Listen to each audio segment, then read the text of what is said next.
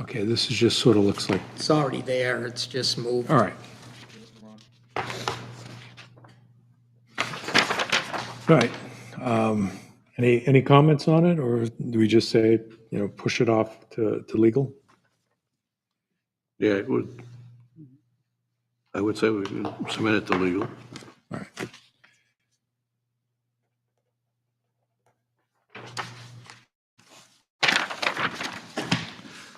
All right.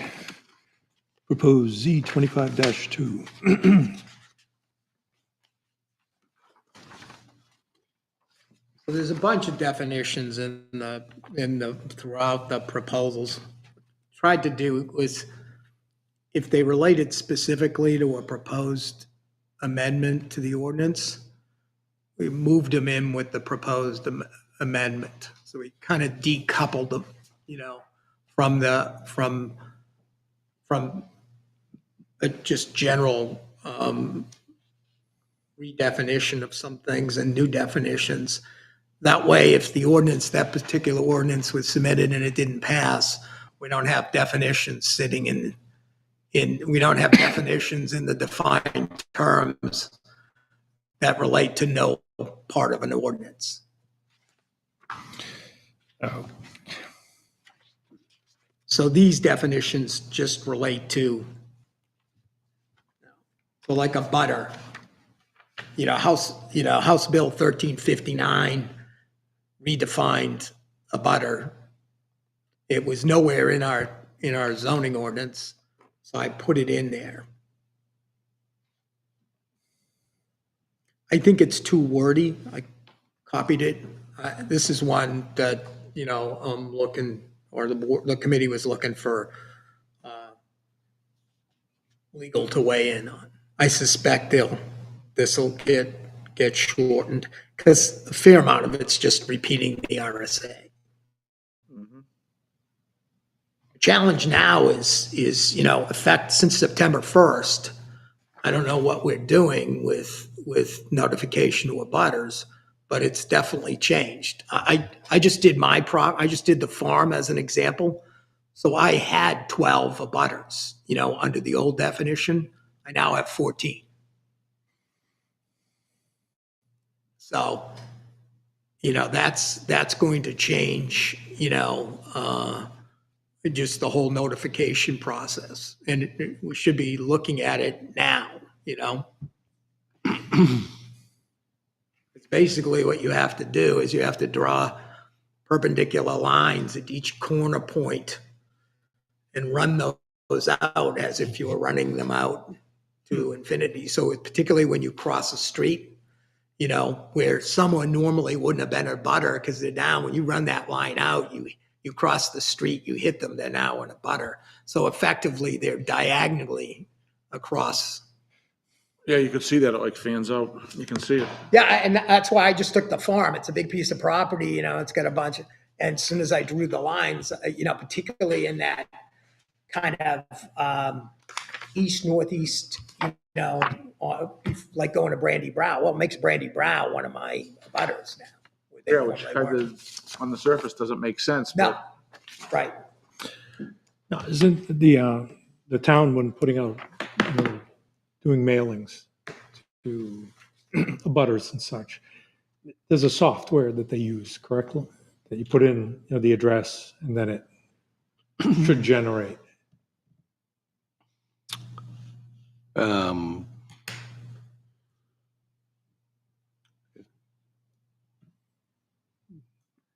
don't know.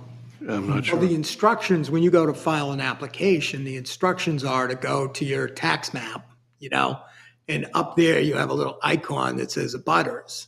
So the instruction on the application is go there, print off the list and send it.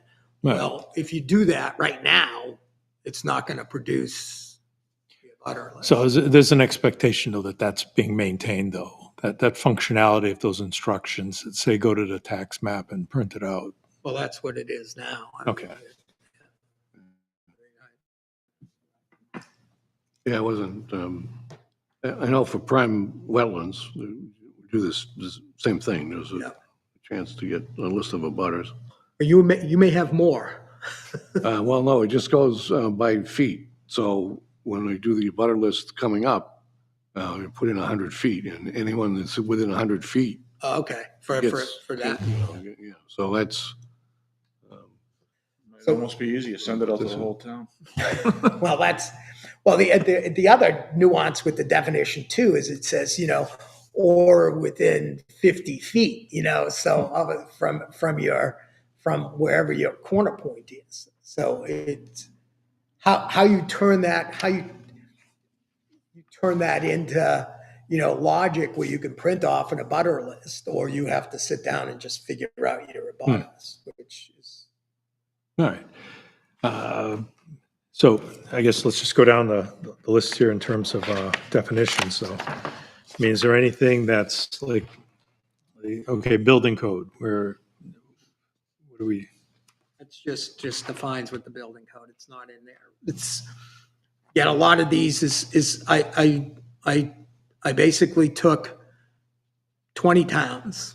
I took the maybe 12 above and 8 below population wise and looked at their ordinances okay. and then started saying, okay, what's in there, what makes sense to be in here, what doesn't make sense.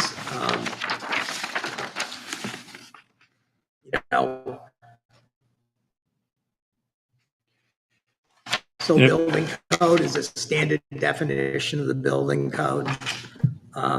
And it starts to be consistent with the Senate Bill 437, which All right.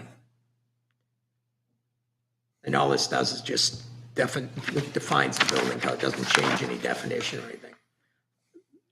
If it's in black, like, for If it's in instance. black, it's already in the ordinance. So all the changes are in red. Now, All right, so retail business. in the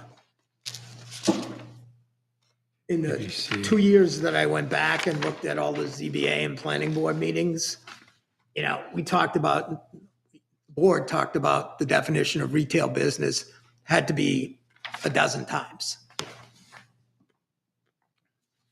I found a definition that seemed to be workable.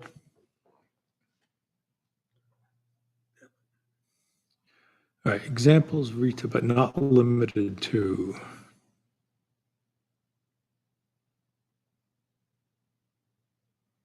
All right, so when you say that, those are just sort of examples. I mean, That's why it's, Yeah. but not limited to.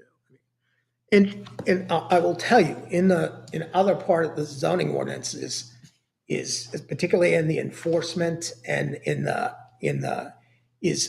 we need to establish the right of who's ever enforcing the zoning ordinance is some latitude to say that this use is almost like this. So everything's not, kicking up to the ZBA or coming back here, So there's the phraseology in here is at times is to give guidance, because it's hard, these are all permissive, so we need to put in here what we're providing authority for, because if we don't, then there is no authority for it. But the flip side is this is a living, breathing document. It shouldn't be an absolute, And we need to give the people who are charged with enforcing this some, reasonable latitude. Tim, does that seem fairly innocuous, straightforward?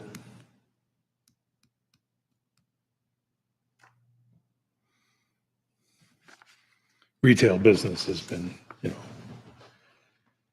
question-wise, like, what is that?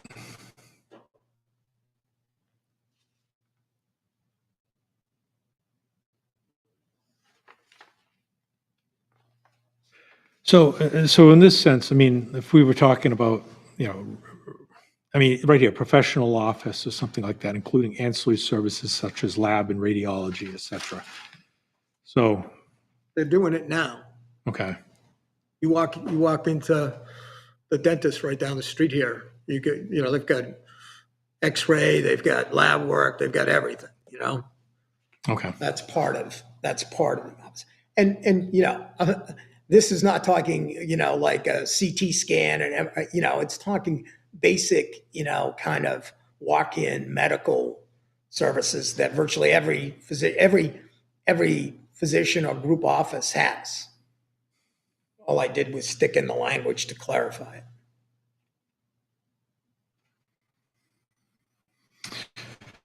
Trade businesses.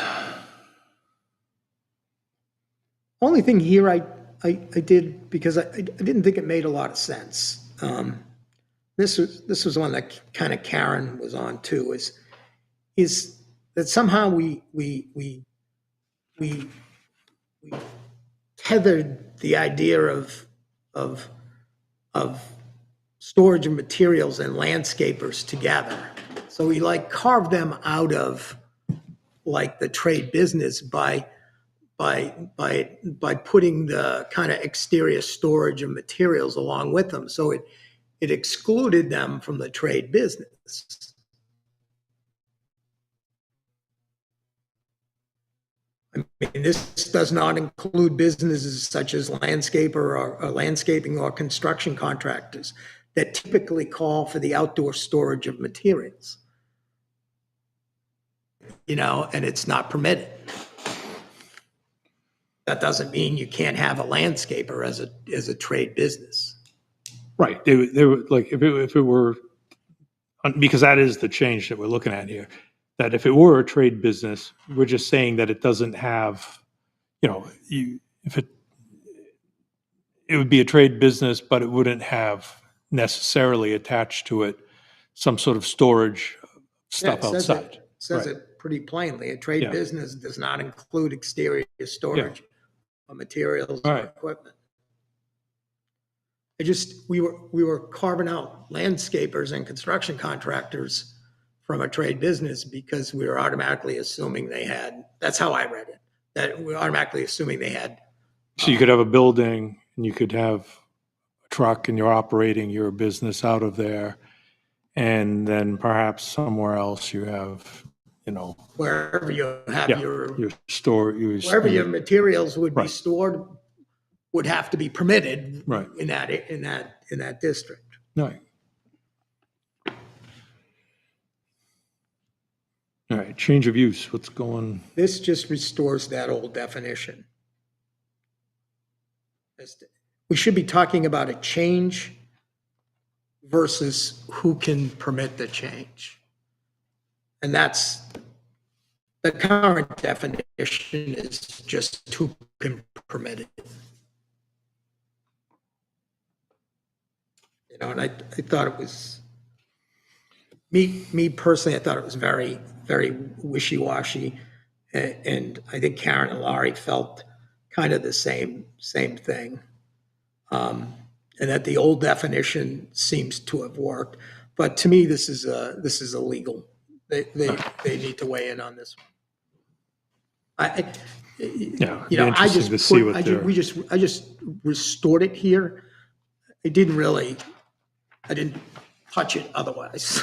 now when you say, okay, so when you say that you restored it, you went back to what it was previously, Yeah, okay.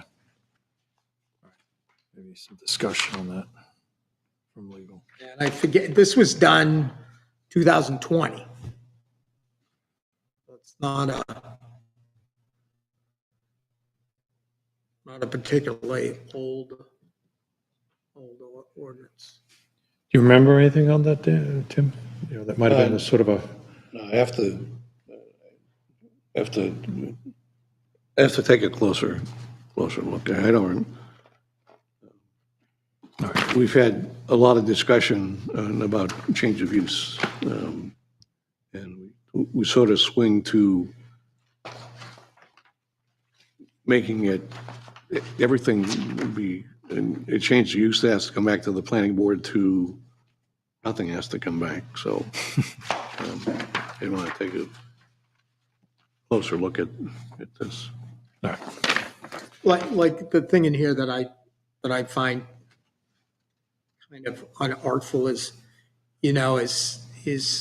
they talk about principal use of changes, or whenever the proportion of space devoted to individual principal use changes to such an extent that the number of required parking spaces is altered.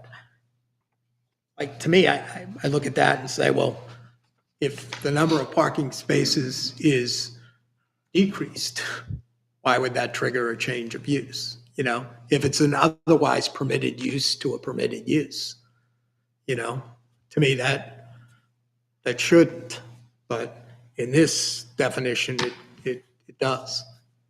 Because the word is altered.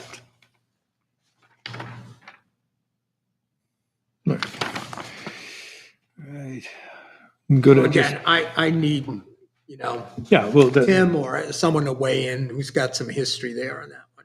yeah, so legal can take a look at that and then we can discuss, you know, whether or not, whatever input they have. So just go down the other ones, I guess, you know, just, Child daycare agency, that's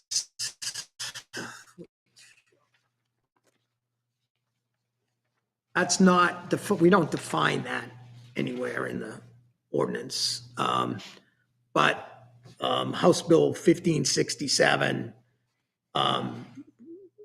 basically, you know, allowed what's called family daycare home and family group daycare home as a matter of right in any residential district. You know, that changed. You know, normally the old definition was, you know, less than six or less school age, and then 3 more. This changed the definitions of those substantially. So the child daycare agency, the family daycare home, and the family daycare group home, they're just placeholders in here. Again, legal will have to weigh in on, you know, does this meet? And these tie right into Article 10 of home occupation and home operation. So basically, family daycare home, family daycare group home can be made subject to conditional use permitting, and kind of did that, moved it into that. All of the district definitions in here, are virtually all of them, I pulled from the noise ordinance. Because we talk about districts throughout the ordinance, we never define them.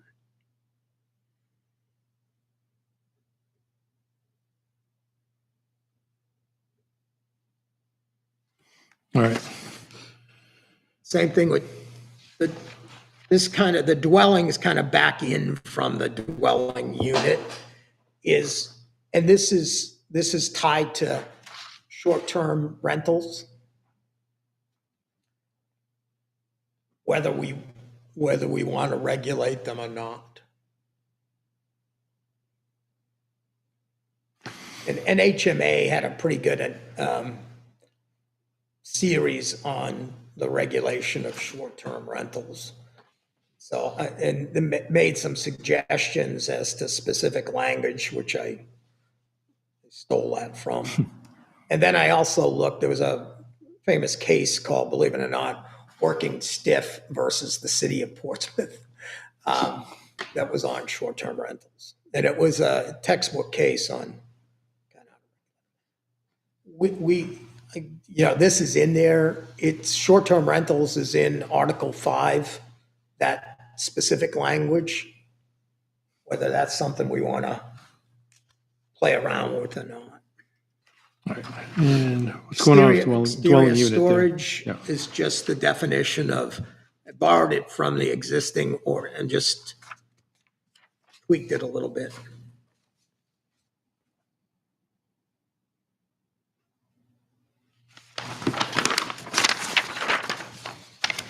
Only, again, the districts are from the noise ordinance for the most part.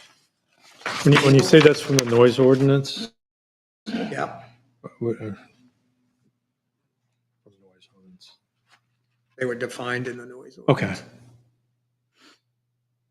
Is that the only nuisance ordinance that we have?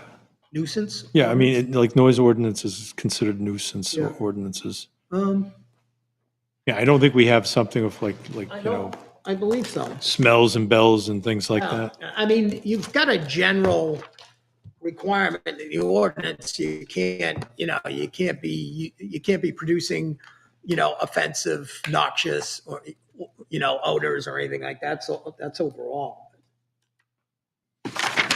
All right. All right.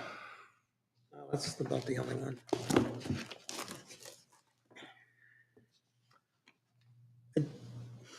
There was I stuck a definition of the master plan in there because I saw it in a zoning ordinance. I said, oh, looks kind of good. Same thing with local land use board.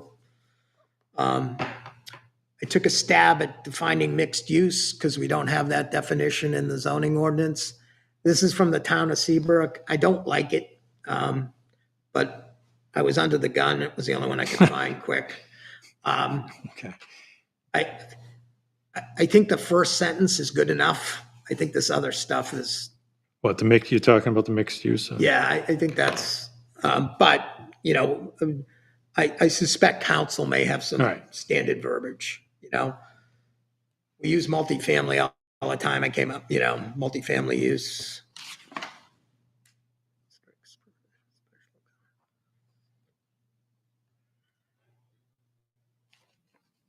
Other thing is, again, there's nothing, structure.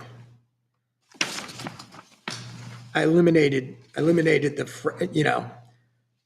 the building code drives this definition, and we say all structures shall require a building permit. Well, we don't enforce that anywhere, okay? Because all structures don't require a building permit. The building permit's driven off the New Hampshire building code, and there's a whole list of structures that don't require the building code, that our town doesn't require the building code. So to me, that was just a statement that didn't make sense. And the building code drives fences, stone walls,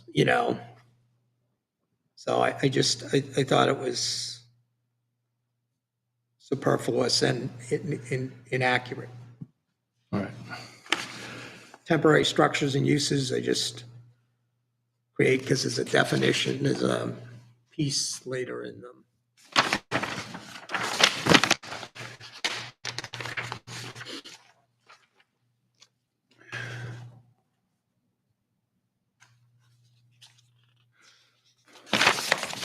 All right. So, So, the whole idea, this is a working document. So to the extent we don't like something, just, we can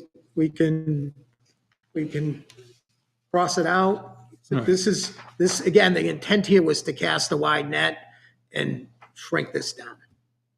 all right, so send it to legal, and then maybe just respond to changes that come back.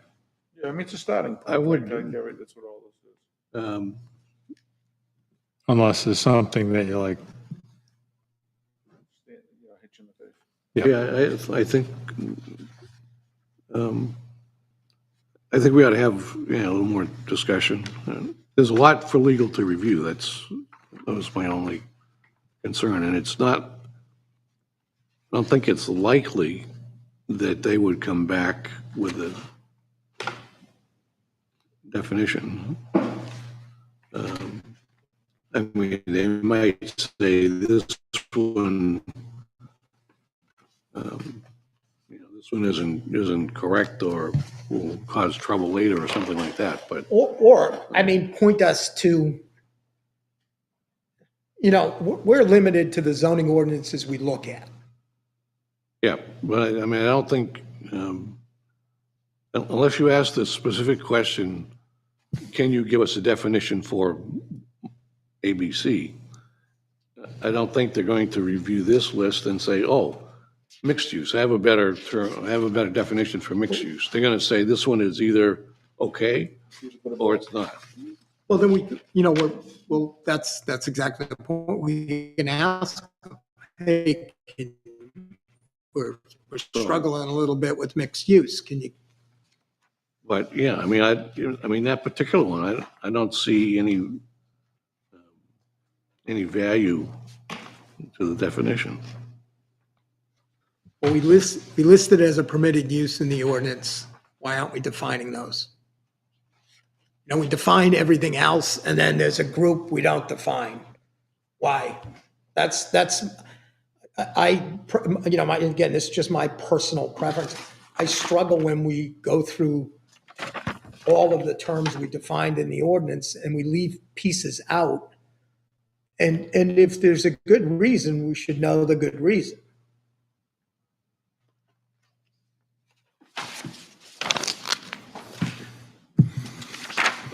All right. So is this something that we want to put, if we send it to, like, for instance, a butter, I have a note here, it says legal weigh-in, it seems, verbose, is there, Yeah, I think it's too long. It certainly meets the statute, but I think we could do something. And I don't know if it's as clear, someone picking it up, looking at it and says, okay, I know exactly what I have to do. but if they take a pan over it, they could just, if their argument could just be, no, this is good, or why would you do this? Why would you put it in here? Yeah, and I will tell you, legal's weighed in on definitions for at least the last few years that I've looked at activity. For sure, they've made changes to definitions and sent stuff back. I've seen it. All right, Z25-3, it's all red, so. Again, So, well, what are we going to do with two? Are we going to send that to legal or hold off?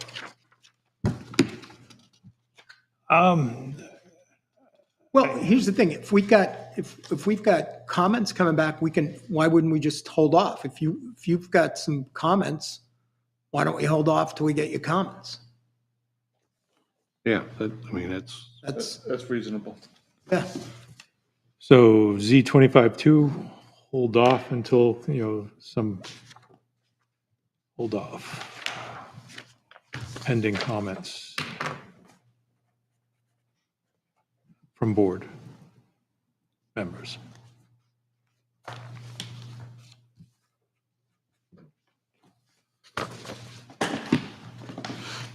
All right. Z25-3, all red, what's going on? Well, it's in the general provisions section of Okay. Article 3. The applicability was essentially to make clear this is a permissive. Like computation of time, is that just pretty much boilerplate? We're Yeah, not- all we're not- all of this is boilerplate. So we're not introducing any, like a novel No, it's just time not. calculation. It's, the two pieces that I think are worth talking about was the applicability, which this is based on one of the trainings I took, which was every zoning ordinance should make clear that it's a permissive ordinance. And I borrowed this language from the town of Bow. Basically is you can't do anything unless the ordinance gives you permission to do it. I've seen a little bit narrower definitions that may work better, but Right. it seemed to me to be pretty clear. And the other one was lots recorded prior to the adoption of the ordinance. I've seen that in a number of ordinances. I don't know if we get at it in our ordinance direct. We have the whole non-conforming, but this is somewhat a little bit different. But quite frankly, I assume this, Tim, you would probably know better than anyone. And if this was redundant, I couldn't quite find it anywhere, but I could kind of get there a little bit with a couple of different pieces, but I've seen it in, out of the 22 zoning ordinances I kind of flipped through. Some I flipped through more in detail than others. I had to have seen it in 15.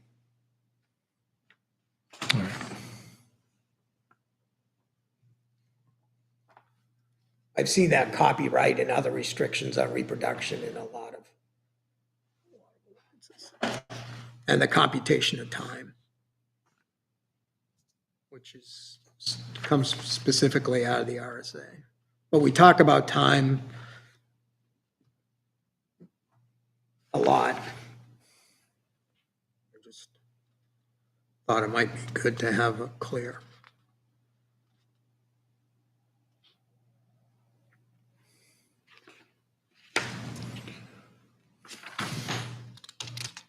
And that's it.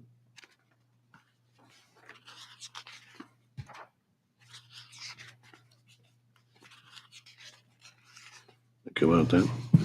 All right. The consensus, send to legal. 25-4. Ooh, all right.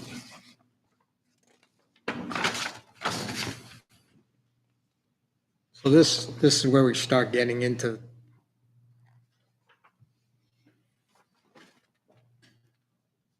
a little more meat.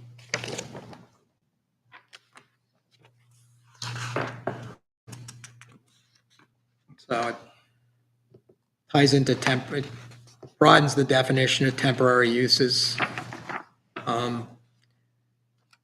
This is where I start talking about the zoning administration, may assign a proposed use to an existing use category where the zoning administrator finds the proposed use is related to a specified use and is essentially the same as a specified use in terms of traffic, noise, odor, other pollution, and likely impacts to a budding process. It creates the ability of the zoning administrator to kind of, think about what, does everything have to be a fight? Recognizing that we can't possibly define everything. This is standard in a lot of other zoning ordinances too.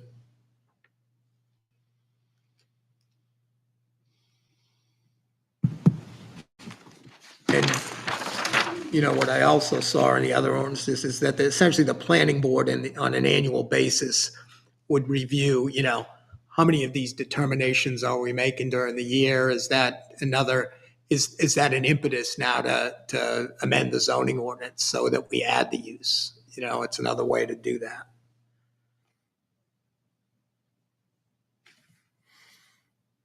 All right, so that if somebody, an administrator, is making some sort of, factual determination of some kind, if you see that happening quite a bit, if we were reviewing it, then maybe it'd be something that we would incorporate into zoning affirmatively. I think it gives the appropriate amount of leeway to make, reasonable decisions. Use not, is that? That's the use not Yeah. specified. That's what I was. Site plan regulations, subdivision is boilerplate. Multiple principal uses on a single lot I saw that everywhere. Dwelling unit for a resident caretaker. I saw that in Bow and I thought it was, I thought it was on point given, one of the recent cases we had. So I just copied it verbatim.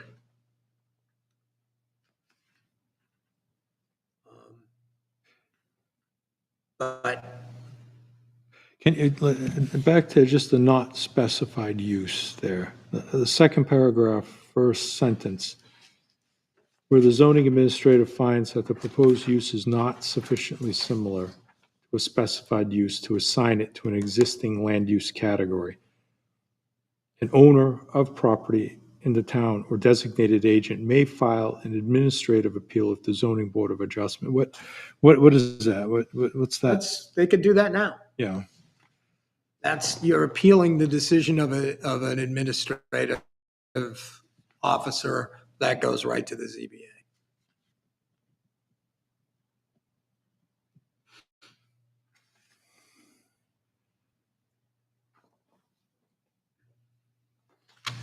Well,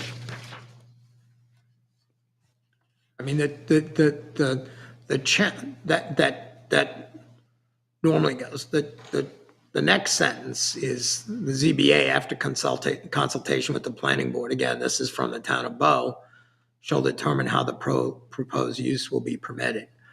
You know, the ZBA can consult with us all at once. It's up to them to make the call. We don't drive their call. That's not what this Yeah, this is, does, but and I guess the last sentence there where annually the planning board shall, I mean, so we're on the hook to do this sort of a review of some kind? yeah, just review the proposed uses. I mean, quite frankly, I don't see this as something happening 50 times a year. It does happen. Tim, you want to say something?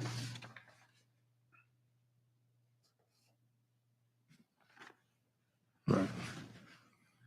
I would take that out of zoning, that I would scratch that sentence. Which one? Annually, the planning board shall review such proposed uses. If we want to do that and put it in our bylaws rather than zoning. Yeah, in the rules of procedure, you mean? Yeah, rules of procedure. Okay, Yeah, I don't think it should be in zoning. okay.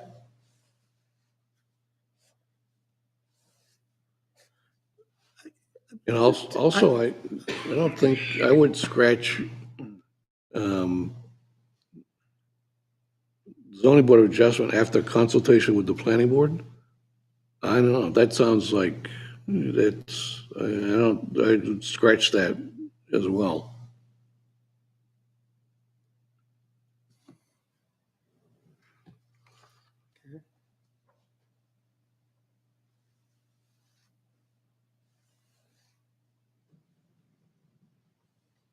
And the last part of that sentence, if at all, including designation districts, whether require a special exception or conditional use permit.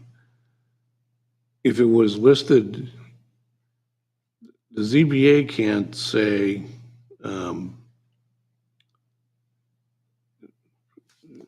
say some use is not a permitted, it's not a permitted use, it's not permitted according to the zoning by conditional use permit or special exception.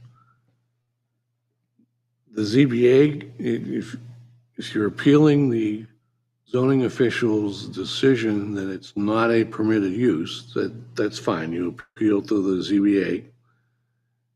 Then they decide either it is or it is not. They wouldn't or could not decide that, yes, it's a permitted use by a special exception. They have to decide, right, it's either is or is not permitted. They might follow up with a recommendation to the planning board that we consider making that use permitted by a special exception or conditional use, but they can't make that determination themselves. Yeah, so I don't, I'd strike the language. I'd strike that whole sentence. The last two sentences. All right, so one that we talked about, putting into rules and procedures annually. Okay, so we can just.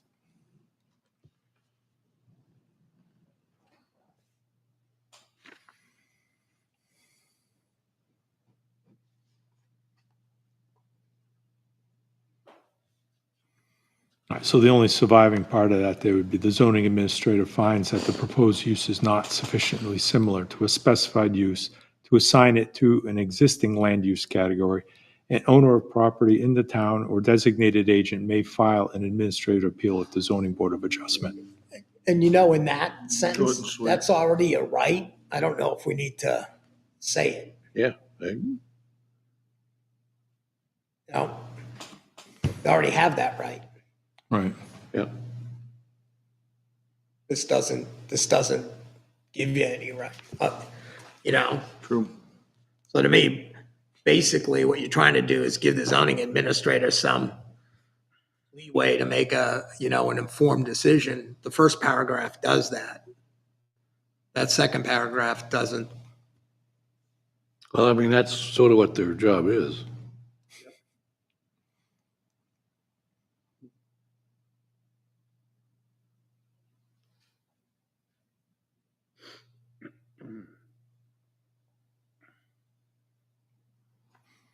Yeah, I would scratch that whole section. The whole paragraph, this whole section. The second paragraph? Well, first one too. You're talking that whole section. I don't see anywhere where that actually does that in the zoning ordinance. I don't know about if I would certainly scratch the second paragraph because I don't think that adds anything. Dan, you'd like to keep the first paragraph. I would.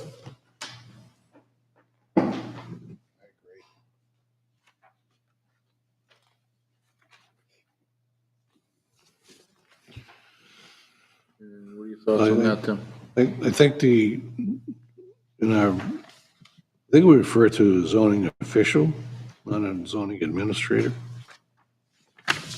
That changes the definition further down. Yeah, that one, Yeah, you see, call it a zoning administrator. But it doesn't matter. We can call it zoning officer, zoning official, zoning anything. It would just carry itself all the way through the Yeah, ordinance. it has to be the same everywhere. Housekeeping provision, you can fix that. Yeah.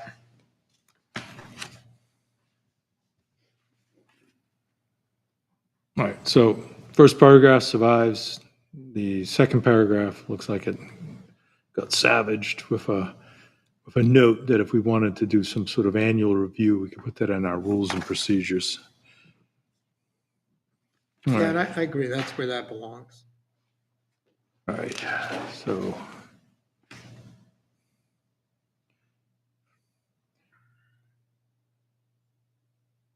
So site plan review regulations, what are we looking at here? Those are just two boilerplate.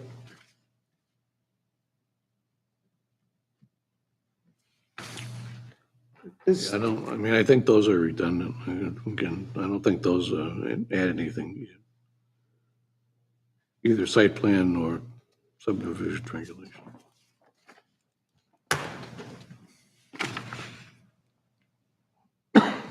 So I would, So not necessary, you think just, I would scratch those.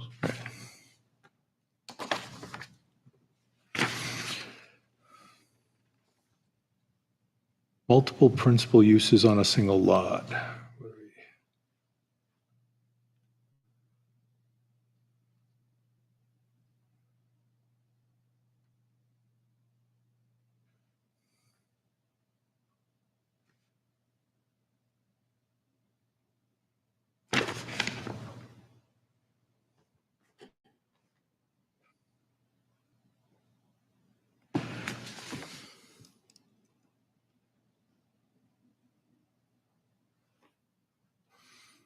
So what are we envisioning? That you have a single lot with like multiple permitted uses happening? And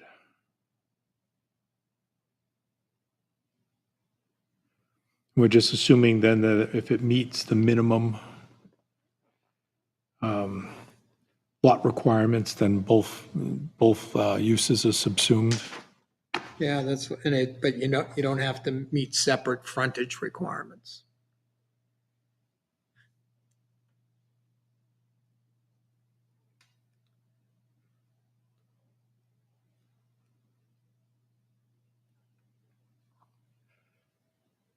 Is there like a hypothetical that would explain something like that?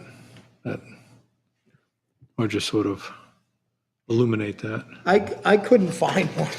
Yeah, You know, I mean, I looked, but I didn't like scour Yeah. or I didn't scour properties trying to find an example.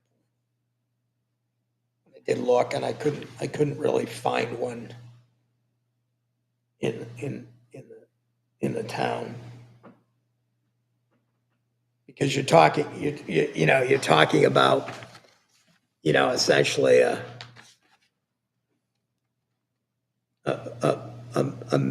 mixed use with dwelling units.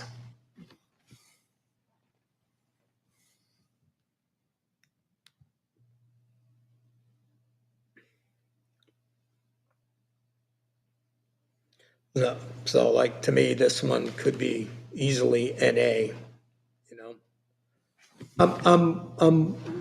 I'm less, I don't believe, on the two above, I don't believe anywhere in the ordinance we define subdivision and site plan review regulations and all this does, all those did was define it. I think the multiple principal uses on a single lot, I couldn't see an example. You guys may know of one. I just couldn't find one.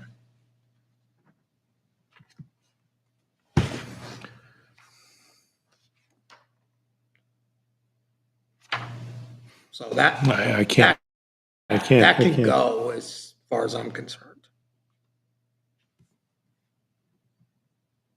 Let's just see some value in it. Set it free. Set it, kill it or set it free? Big scratch it, Tim? Yeah.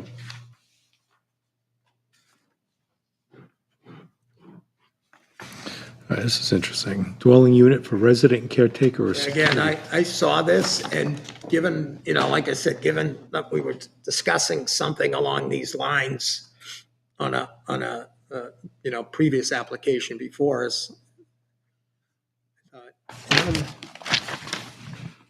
is this the worst thing to permit?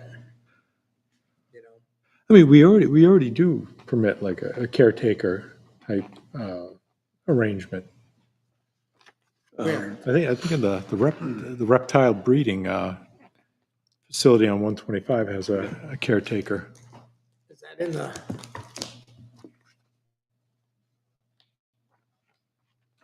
Yeah, I think that was probably the first time it came up. Well, we don't define it in the ordinance, so where do we? I certainly didn't see it, but it's there, then we don't. I thought this was just, again, it was more appealed to me as something that was a little more interesting. Yeah, no, it is.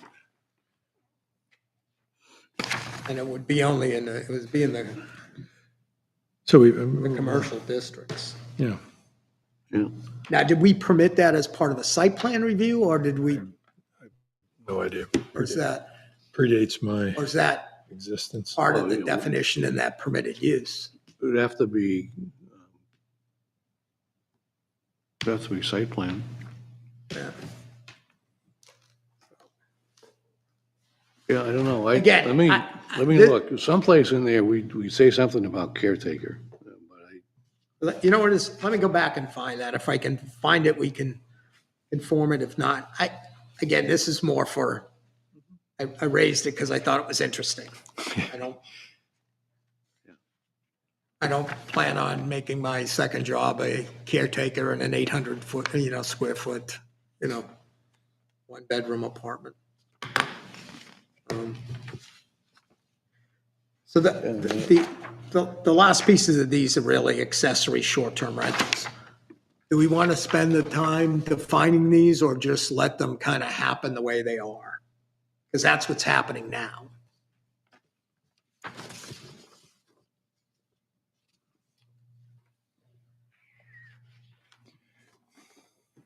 don't know. And it's not we don't see it as a problem. I don't see any complaints or anything about it. No. Yeah, right. And which I think is why we didn't follow through. A couple of years ago, we talked about this and then didn't come up with any satisfactory language and didn't have time to pursue it, so. I think didn't we talk about it in the first HOP grant that went through? I mean, at least touched on it, didn't we? Yeah. Yeah. I mean, on this one, we had, I don't know, there was, back in April or May, some correspondence came across my desk about, maybe there was a case that was decided on short-term rentals and whether we should do something. So when we were sitting down creating ordinance, I just took a note and said, is this something we want to, I'll tell you my personal opinion. I'd leave it alone the way it is now. I don't see us having a big need to regulate something that so far as we don't see a lot of issues coming across our desk.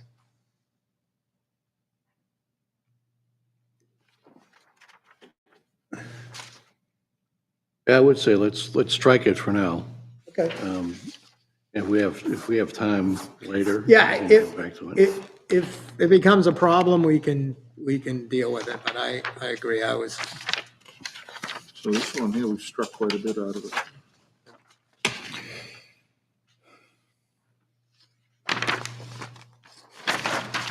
All right, and just from a, I don't know, just sort of a working perspective. I mean, you're taking notes, right? I am. To the effect, if we say that we're going to strike this or sort of a table a portion of it. You will see it stricken in my notes. Right. All right. So with those adjustments, though, let me see. Temporary use structures, we're saying that we're sort of broadening what's already said there, creates the ability of the zoning administrator to make rulings.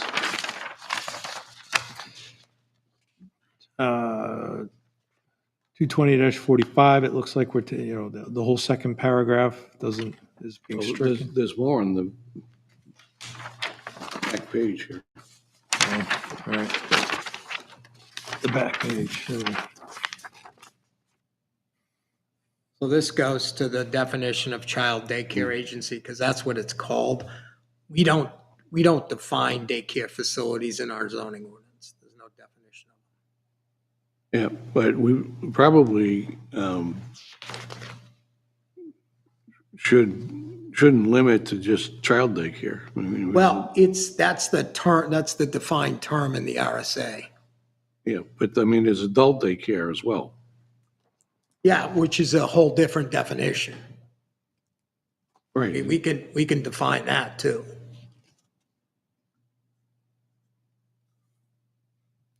In light of I what mean, if happened- daycare facilities is supposed to be both child and adult, well, those are two different definitions, two different licensing, two different, ways they operate. I used to operate adult daycare facilities. I mean, that's a different business. And we can certainly add that definition.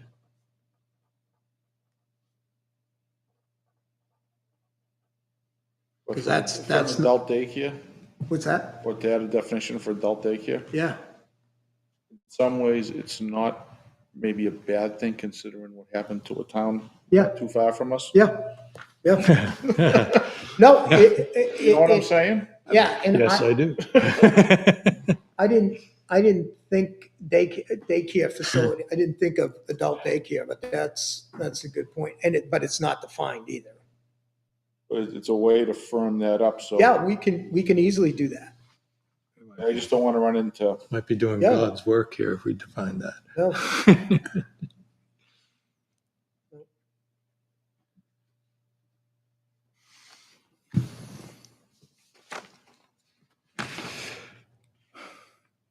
all right, I'll add that.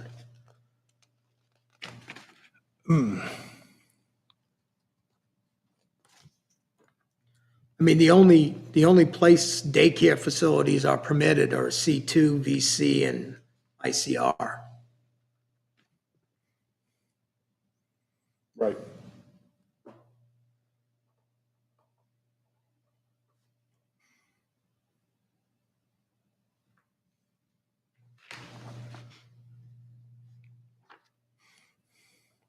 So if we did have a definition for adult daycare, I mean, would it just be, would we just add, extend onto that list, child daycare agency, colon, Yeah, you just add it. yeah.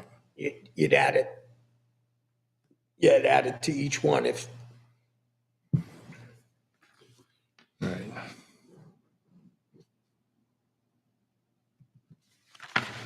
and adult daycare is defined in the RSA's.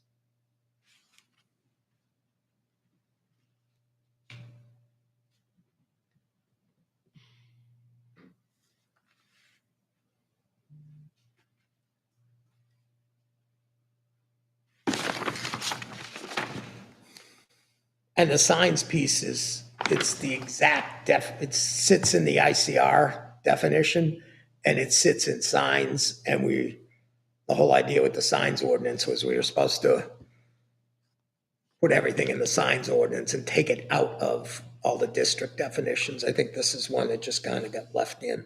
So just, it says we already have it somewhere. Yeah, it's in Article 9, No, identical. that's redundant.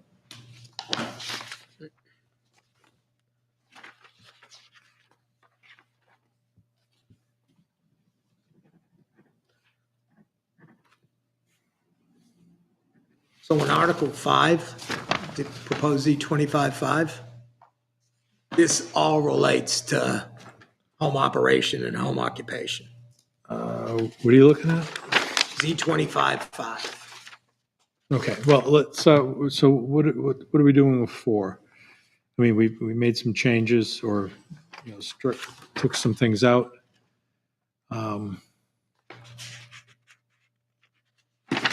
And then maybe even put do we want to define adult daycare? We'll add adult daycare. All right. So is that something then with those edits or whatever? I can, what I can do is I'll just go through and I'm keeping the notes. Yeah. Chop out what we chopped out, send it around to everyone take a look, say, okay, yeah, that's what we said, and then we'll send it off. All right, sounds good. I mean, I have it all in Word anyways, which, Yes, so it's an easy. All right, so you'll update that and recirculate. yeah. So.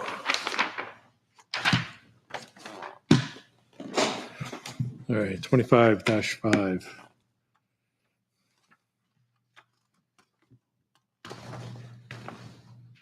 So 25.5 and 25.6 all deal with home.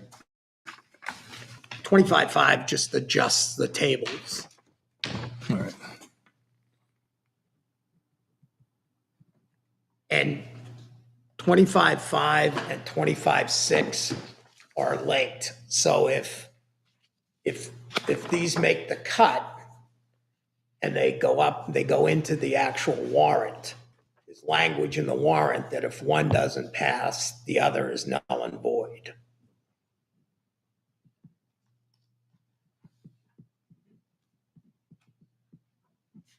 So this is what I meant when I said I kind of decoupled things, and so it would. All right.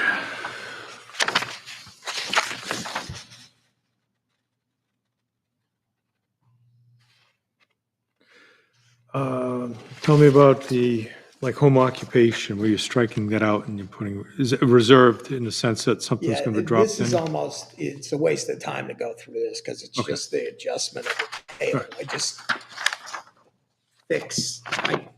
everything has a number to it, so. Yeah, all right, so, So every place, home occupation disappears, and then home office, home occupation, home business, home industry are added.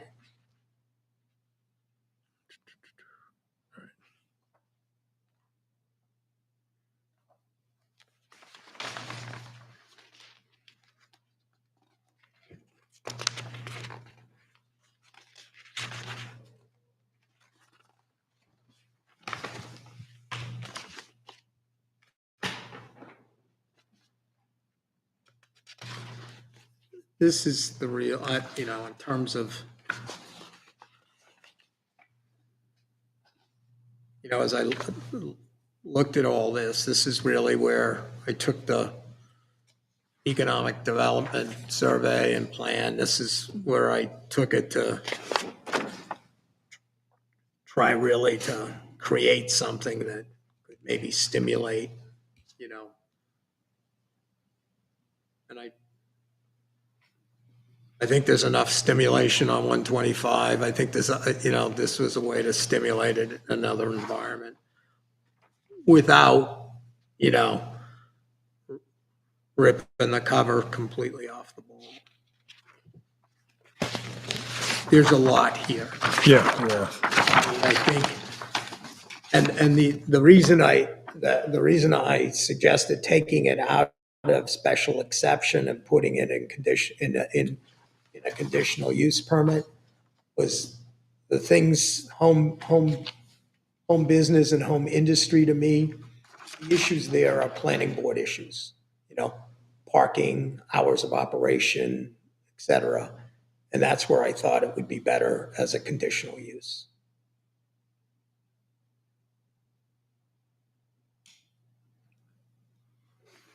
Tim, what do you think of that logic? This one I would suggest, you know, we can get some comments in writing on.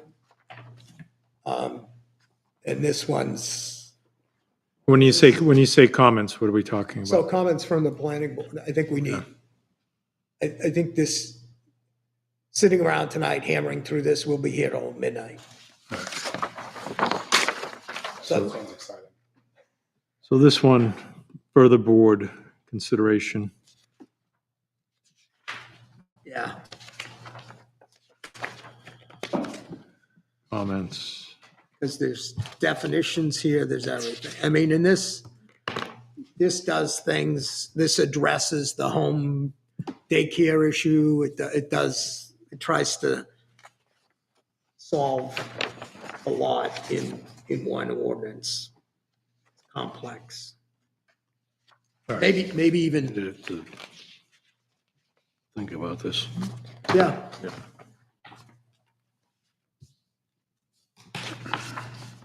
All right, so.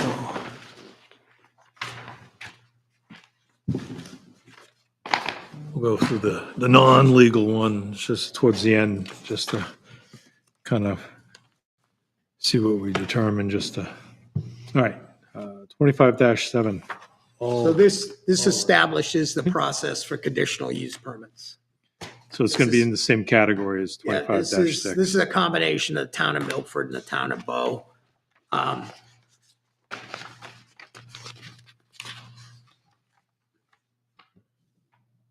We have them baked into the wetlands and the aquifer protection district now. I don't think we have conditional use on anything else other than those two in the current ordinance. I mean, the challenge with conditional use permits is you can't make them like a mirror of a site plan. They have to be truly something less intensive, less. And to me, this became necessary because of the previous ordinance and because of the child daycare, the home daycare piece.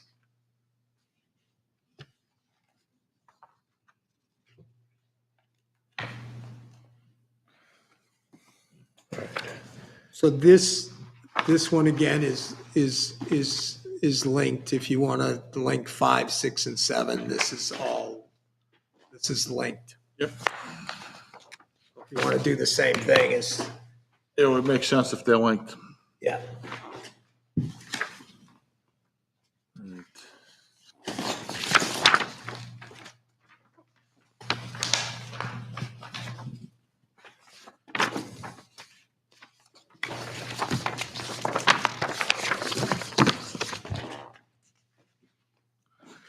All right, 25-8. Okay. 8, all it does is take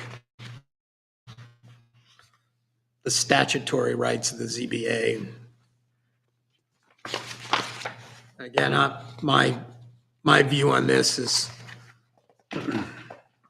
it seemed odd to me that the only thing we talked about was special exceptions. And I understand why, because they were actually, we had a requirement of special exception. But it's only one of the duties of the ZBA. So this is the town of Bowes, you know, ZBA, if you will, or Board of Adjustment.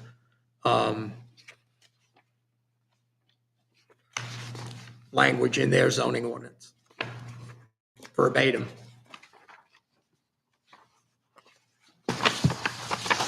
But we've lived without this for years, you know. We could move it to another time, or, And I think if anything, the ZBA would probably want to take a look at it too. Yeah, that's what I was kind of thinking, that well, we want them to have some input on yeah, it. but they don't, they're not involved in the establishment of the ordinance, you know? Okay. They have their lane, we have ours, you know? Okay. We're not taking anything away from them. We're not matching their rules of procedure. All we're doing is taking typically, which is in the RCA's about the establishment of the ZBA, and putting it in the ordinance. Again, Well, we've yeah. lived for a long time without this. I don't, Yeah, Nothing's gonna but happen. I'm thinking that if there were, not necessarily someone staying in their lane, but I mean, I'd probably think, just if there's a certain institutional knowledge, Courtesy. institutional knowledge that you might want to, and then even a courtesy. I mean, it's, Yeah. Looks like if someone wanted to do something that said planning board on it, I'd like to take a Oh. look at it. so in terms of a courtesy, do we just mark this and say that, pass this for comment to? Yeah, we can do that, see what they have to say, and then we can discuss it, see if we want to keep it or not keep it.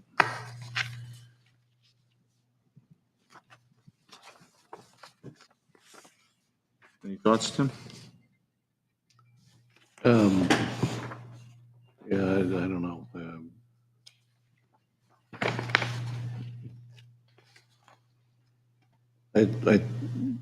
It seems to me we're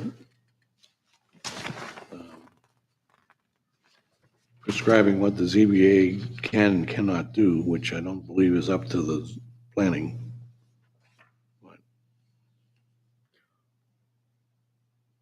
again, it's, the ordinance is prescribing what they can do. We're responsible for drafting the ordinances. And I get it if this was just being pulled out of our hat, but it's in other ordinances, Yeah. Well, yeah, you know, and I mean, you can find a lot of things in the ordinances. and And sometimes they're there because they haven't got sued yet. No, and What? I didn't just go, Sued yet. I didn't just go looking, I went to one or two specific places for the reason I went there, I used Bo because of Buckley. He's the presiding, He's the general counsel for NHMA, but he's also the vice chair of the Bo zoning ordinance, the zone ZBA. Again, we can send this off to the ZBA. We can send any of these off to anyone. I think, the more Yeah. people that, quite frankly, weigh in, the better the ordinance is going to be in the long term. Eyes don't hurt. Nope, never do. all right, so for purposes of, send it over, get comment, and, I think it's the right thing to do. the collegial thing.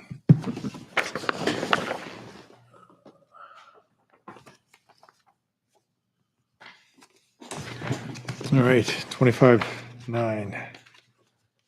9 just establishes an enforcement mechanism. The only thing we have in the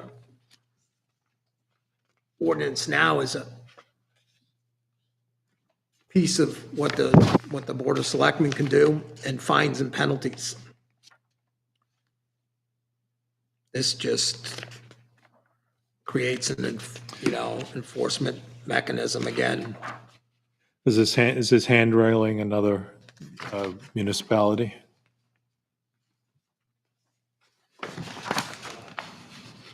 I mean, to me, the code enforcement officer can weigh in, the zoning administrator can weigh in, that's,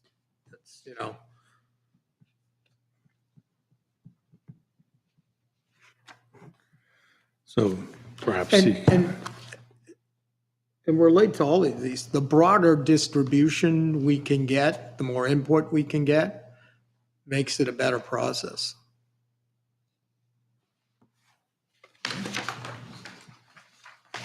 And 10 is just the language that we received from staff regarding the changes.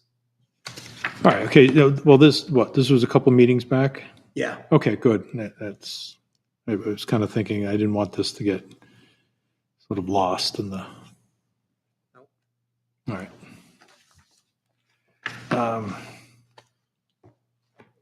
A lot of time into that, Dan. Yeah. well, I will tell you, there's a bunch of stuff in here that I'm less than, favorable on, but I didn't edit, I just grabbed it and said, okay, you want it in there, we'll put it in there. Yep. There's a bunch of stuff I would, All right, but just in terms of, just to summarize, sending to legal, I mean, are we looking at sending 25-1, 25-3, 25-4, but with updates? you got updates in that Yeah. one. And I think, 5, 6, and 7, A link. no, we wait, we're Comments. going to solicit, 5, 6, and 7. we get comments from, 5, 6, and 7 comments. Right. yeah. What about 2? I said hold off pending comments from board. Yeah. Yeah, I'm on I'm the- happy that we sit here, the first meeting in October, and we're looking at this.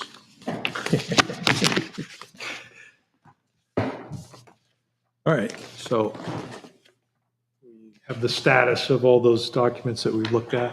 yeah, 8, we said we're going to send to the ZBA. Yes. Right. 9, we're going to code enforcement and zoning administrator. Yeah, so And 10 we can send to legal, don't you think? which one's We even 10? have to.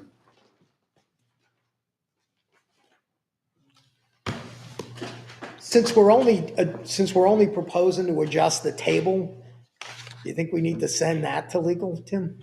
On the prime wetlands? Um,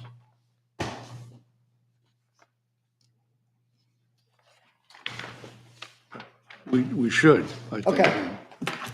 Then we should add that one. Because I think we should assume that's going to be in. Yep. I mean, subject to the hearing and everything like that, but we probably should assume that one's Yeah, I mean, gonna that be was one the of question with the prime wetlands will be, we still have plenty of time, you think, Tim, to get that in? We're starting to Oh, knock up against Funny you it. should mention that. That's why. I think we have something to that point. Yeah, if we're, Do you want to just segue into that? yeah. All right. We're here now. So, the Concom asked me to put together kind of a status of the wetlands. So here's the, everything you want to know about prime wetlands, where we are. So the first is the actual warrant. Would say, shall the town vote to designate certain areas in the town of Plastow as prime wetlands as authorized by RSA 482-A:15 and describe the documents and maps filed and scratch by the Planning Board and Conservation Commission. And so it would read, and maps filed with the town clerk as required by RSA 675:3. So just scratch the text in red. That's what we would propose submitting to the selectmen for the prime wetlands ordinance. Then the legal notice, and the standard boilerplate for legal notices. And then onto the next page is the potential letter that we would send to abutters. And this, the legal notice and the letter have to be sent 30 days prior to the public hearing. So What are the changes in the setbacks that we're looking at? it changes where? You knocked the setbacks back a little bit, right? It was 125, now it's 100, is that what we're doing? Yes. 100 across the board, right? Yeah, that's what it looks like, right? Yes. Yep. All right. And last year, was it 125 feet proposed last year? Yep. So this year, you're proposing 100 instead of the 125.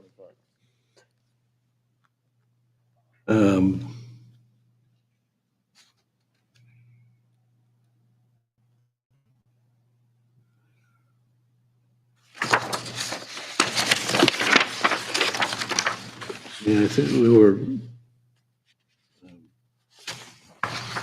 yeah, for the limited use, actually talked about 50. Same as regular wetland. Because if you look at what the uses are in the limited use, they're, it's forestry, agriculture, things in general that would, not harm wetlands. So, yeah, make that 50. So it'd be 50, 100, 100.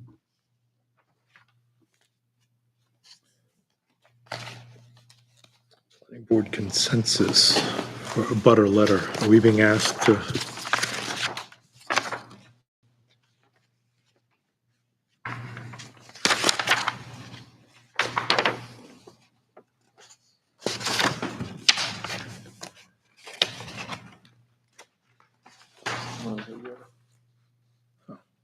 Okay. What's that? I'm just kind of talking to myself. Okay. At least I'm not arguing with myself yet. That comes later.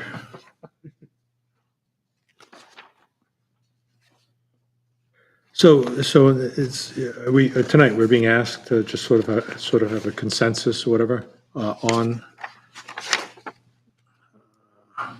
where's the letter? Yeah, on the letter. Well, I think we need to vote, don't we? I mean, if we want to get this thing out the door, Yeah, we got to agree, right, so you need for the letter to go out, right? Yeah, so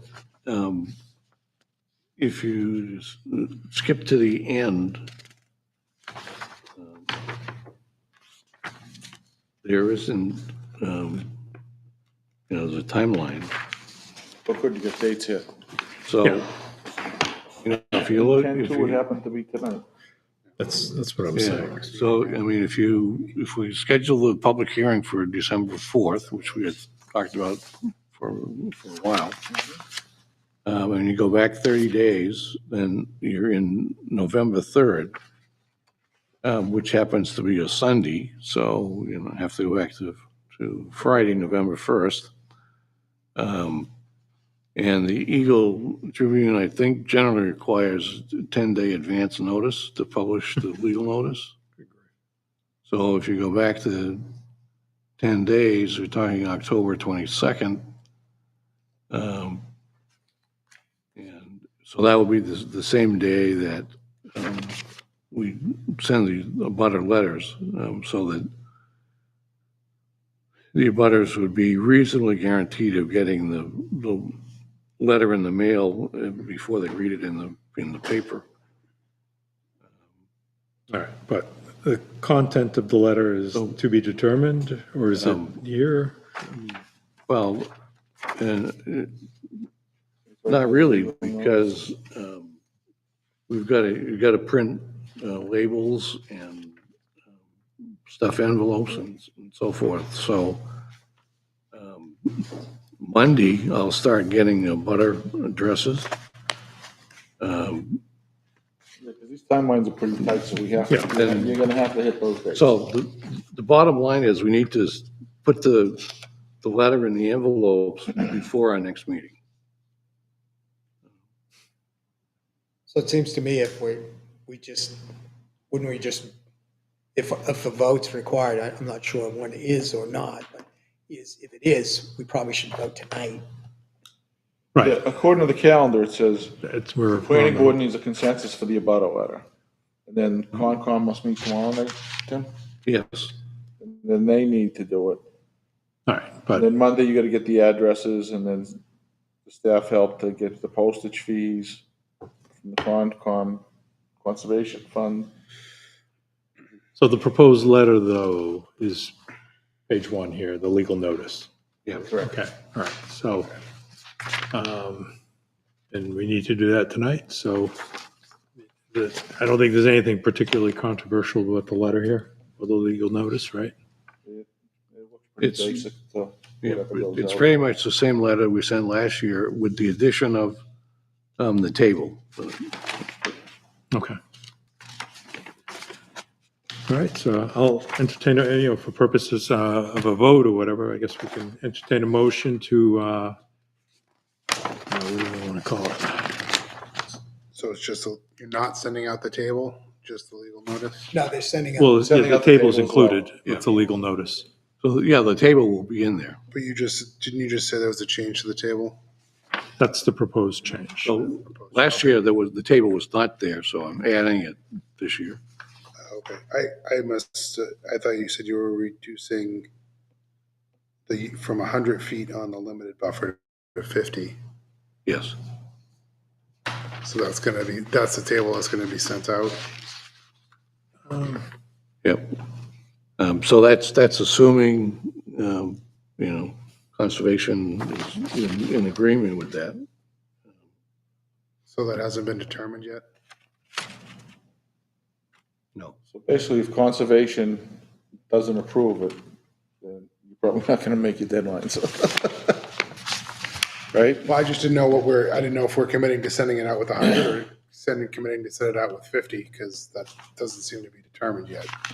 Or are we just voting on sending out the letters in general? I Well, just wanted clarification. no, I think it's the letter with the table.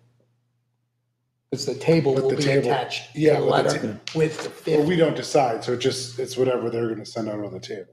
No, we decide, we decide. Like, we would agree to it, and then if they somehow change that table, it would have to come back to us. Yes, Okay, that's what Yes. that's what I was looking for, that clarification thing. Yeah, so if they change what we agreed to tonight, So we agreed to 50, and if that doesn't pass, then we'd have to come back. it's gotta come back to us. All right, so just for purposes of, again, talking about this table here, what's in red is what it currently is. It says existing, 2025, well, existing is 100 for limited use buffer, parking and structure buffer 125, wastewater system setback 125. Yep. We're proposing adjusting those 3 categories to 100. One of them to 50, I thought. 50, 100, and 100. Yes, that's what I was. So the limited use, instead of 100, that should say 50. Yeah, because they save 100 right now in this point. 100 on That's what I that was paper, asking. right. So I hear you, I Noel, wrote it's it a- on mine. We're getting it clarified, I get you. Oh, I missed- I'm with you. I mistyped. All right, that's very I'm with interesting. you. So where's the 50 again, just for those who are watching? Yeah, limited use buffer. Limited use buffer should be 50, not 100. Okay. All right, So because we're meeting before the planning board, was hoping the motion would be to approve the letter as written and And the table, the way you have it, just with that limited use buffer, will say on the 50. proposed prime wetland, 50. yeah, or if Concom increases it to 100. I'm gonna let you phrase the motion. Well, I mean, is that what we want to do? I So mean, if Concom Well, I puts mean, it we back, have to do it that way, otherwise you're not gonna be able to do it, right? Well, right. Okay, so if we want this to move forward, tonight you're asking this to approve the letter, approve the table with the change from 50 for limited use buffer. And then you want a caveat of some kind based on what Conservation Commission does? Yeah.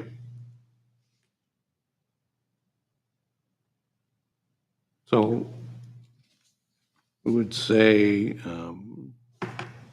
approve the letter as written.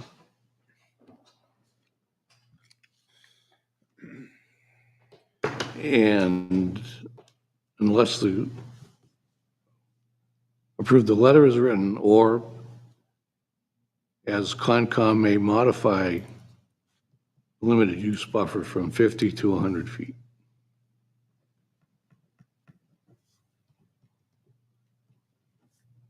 Would it be the reverse of that?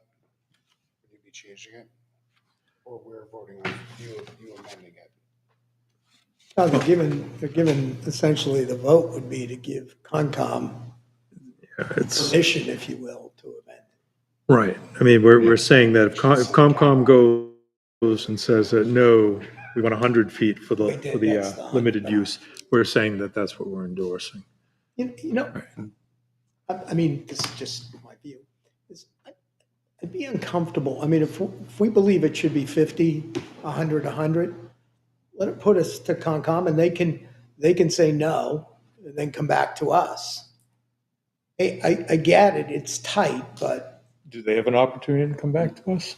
Well, because if we say, hey, you can make it to 100, guess what it's gonna be? It'll be 100. You know, it won't be 50. right, and this is something we can easily put on our next meeting if we had to. If our next meeting, if we had to vote on something that was adjusted, yeah, so this is just a letter, right? Yeah. But you don't want to send,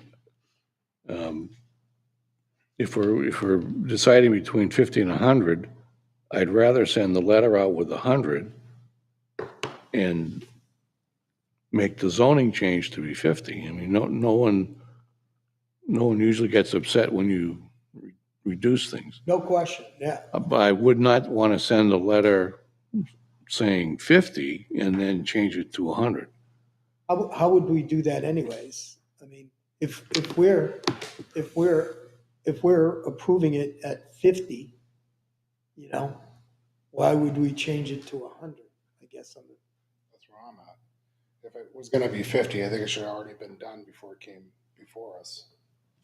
That's not, I mean, I get it, we have a tight time frame, but it seems like that's being thrown upon us when this hasn't even been solidified yet. I mean, we're making a proposed, we're effectively dealing with a proposed amendment here and more than just concept. If our proposed amendment to the table is 50, 100, 100, then that's what it is. And I'm not overwhelming the Conservation Committee. They have to weigh in on this, but I'm trying to think this through in my mind. If say the table went out at 100, before this went to the warrant article, does the planning board have the right or the option to change it to 50?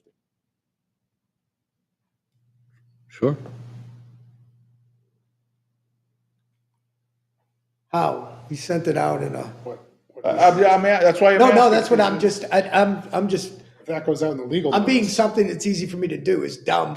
I'm just saying is, how do we then change it? What authority do we have? We've already solicited a public hearing at 100. What's our authority to Well, that's change why I'm it? trying to talk this through to see Well, Yeah, it's- yeah, no, all angles. I No, mean, I just like to do it. All right, okay, you get it. What's well, I the- mean, that's the whole purpose of having public hearings, right? You get input from the public and you can make changes. Um, The commission can make changes, not the public. Yeah, well, Well, yeah. you We from, can you from the react to input, the yeah. I mean, ultimately, the planning board has to change the zoning. Right, because this is it will be a planning board amendment, a warrant article. Right, so it's our warrant article, planning board. Yeah, no, I. So it doesn't I- ma- so I really- get- I get that. So really, it doesn't matter what we send it out. I mean, why caveat it? Why not just say, pick a number, if you want to say 50, and then, or, I mean, I don't know, you want to go with the higher one, I don't know. And then if there's, based on public input, modify it. No, no, as I think this through more, I'm okay with how Tim suggested, going to because I do believe it gives us some flexibility from the public hearing. I guess, Right, so if the public hearing, if the outcry is for 50, then the outcry is for 50. And we've I'm gonna got, tell you right now, I was there last year, it's gonna be 50, so I think you're wasting Oh, time. and I was there as well, and I totally agree with you. I think you're Well, wasting- I guess- I think you're just wasting your time. If you wanted to be 50, it should already been done. We could have voted and it could have been on our way. I think my concern is this, we're sending out a legal notice, we're voting on a legal notice to be sent out. You know, we're. I guess we're kind of We looking. gotta pick a number to send out, I mean. I guess where I kind of am leaning is, Are we kicking and it? I can't say I'm 100% that way, is if you do put it as 100, after the public hearing, we can make a move, right, to change it. Or the public might say 75, I don't know. But yes, no, and I was do there we, as well. do we want, I disagree. I already have a feeling of which way it's gonna go. And I know why people felt that way. I think people already, the general consensus is we have things in place that already protect wetlands and you're just taking away, a lot of rights of the property owner. And if you think it should be 50, if you think that's a reasonable thing, that's what should be going out. We shouldn't be changing it after the fact. That's just the way I feel about it. That's why I was asking it in that question. It's a super duper time crunch, but yet it's being pushed on us without it being resolved. So I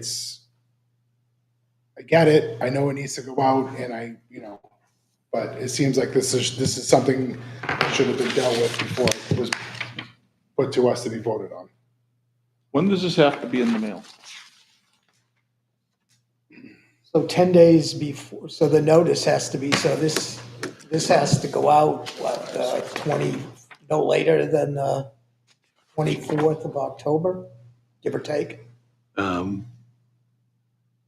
22nd.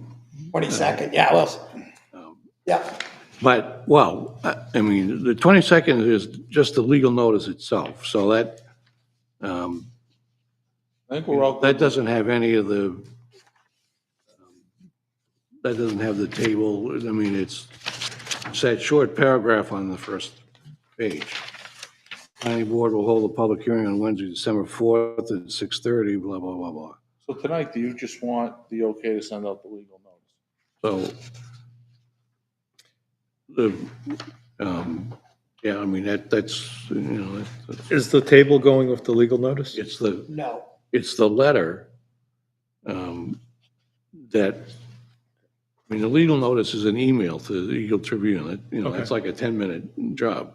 The letter, though, we have to make 400 copies, stuff 400 envelopes, there's some time involved. All right, so So what I'm so getting at, what you want tonight then is just for the notice without the tables, what you want our approval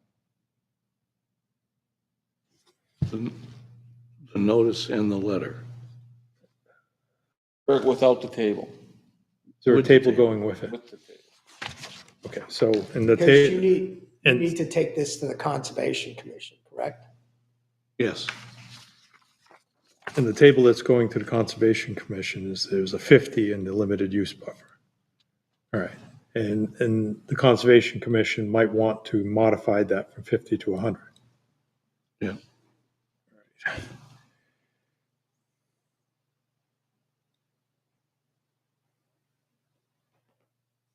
Has there been much discussion with conservation over the 50 or 100?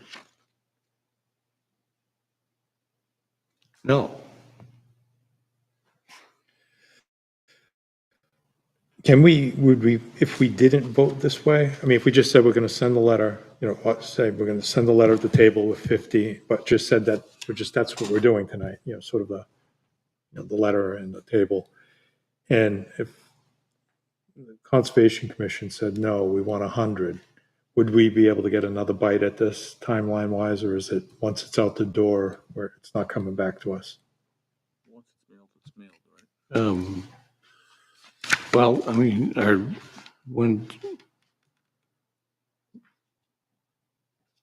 when's our next meeting? 2 weeks from 16th. today, yes. 16. 16? So that's,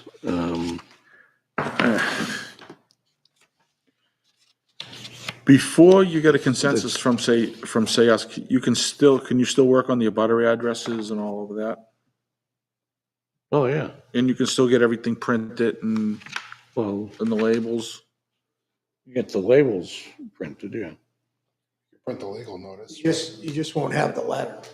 Right, I'm getting that, if you get all that other stuff done and then you're just waiting on the letter. Stuff in envelopes, right?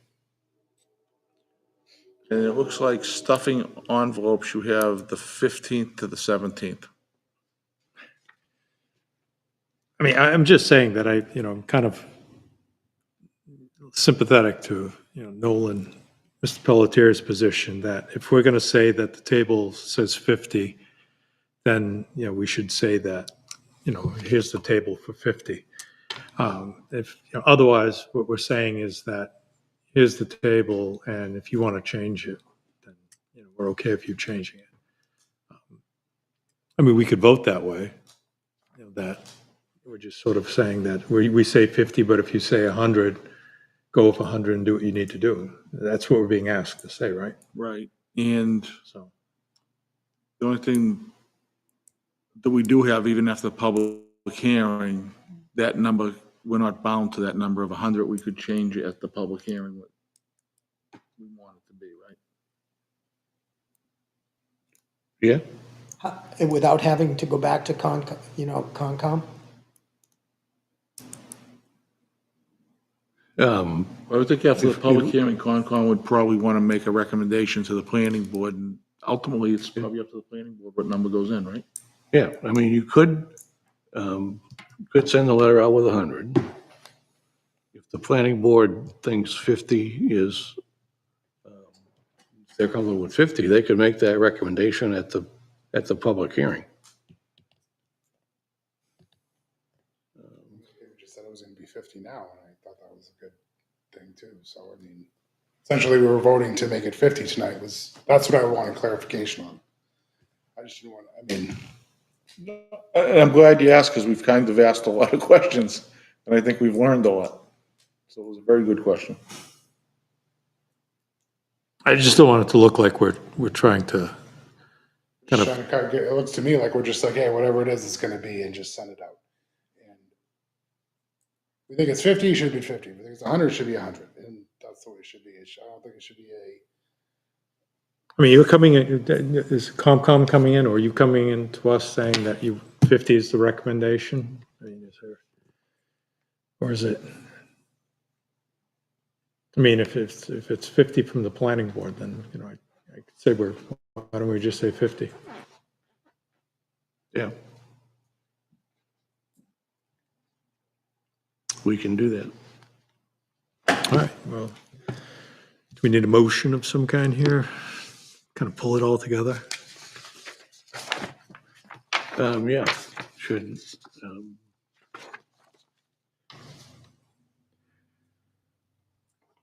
So, make a motion to approve the letter, a butter letter for prime wetlands.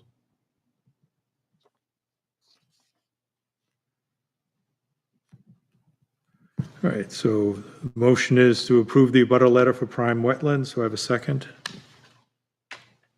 I'll second. All in favor? Aye. Aye. Aye. Opposed, abstained, right, 500. Do we need a separate one at all for the table, or, The table's with the letter, right? okay, Tables are part of the. Yeah, the table's part of the letter. so do we need anything to note the fact that there's an adjustment for 50, I mean, from 100 to 50? The letter will say 50. Okay, all right. Means. All right. I didn't miss it. All right, I think we have, all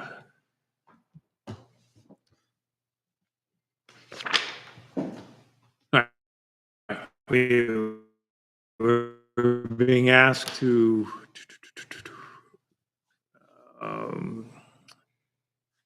for motion to recommend to the Board of Selectmen, all right, renewing of our membership in the Rockingham Planning Commission, all right, and to pay the requested dues. I think the relationship of the RPC is valuable. I mean, this is just my perspective. I think we've dealt with them. I think we've had good experiences with them, and I think we would be lesser served if we weren't a member of the RPC. So, This is a motion we make every year. yes. So, unless there's anything that someone says no to the RPC. No. I move to recommend to the Board of Selectmen that they renew the Town of Plastow's membership in the Rockingham Planning Commission and pay the requested dues in the amount of $8,429. Do I have a second? Second. All right, seconded by Mr. Pelletier. All in favor? Aye. Aye. Opposed? 500. All right.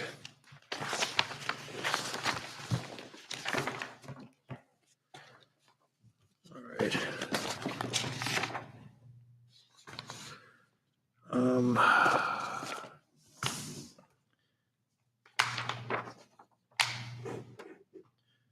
All right, I have under old business, we have a HOP grant, but I think we already dispatched with that question last meeting, right? So does anyone have any old business that they want to discuss?